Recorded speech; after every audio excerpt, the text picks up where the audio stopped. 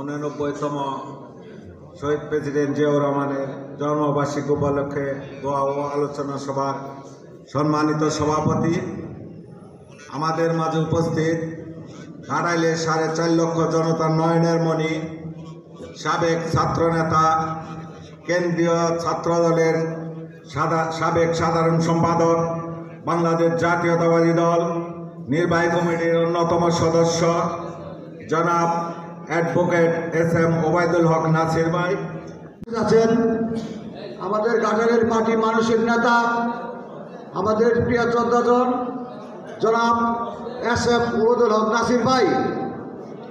আপনারা জানেন, আজকে যদি আমাদের এই মহান জিয়াউর রহমান আজকে স্বাধীনতার ঘোষণা না দিত, বাংলাদেশে আজকে এই স্বাধীনতা অর্জন করা সম্ভব হতো না। সুতরাং আপনারা যারা গর্ব করে বলেন যে আজকে ওই শেখ মুজিবুর রহমান বাংলাদেশ স্বাধীন করেছে, এটা সম্পূর্ণ ভুল। শেখ মুজিবুর রহমান এদেশে তখন ছিল না।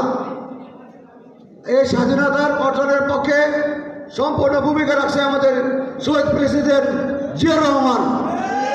এই আশা প্রত্যাশা রেখে আমি আমার বক্তব্য শেষ করছি।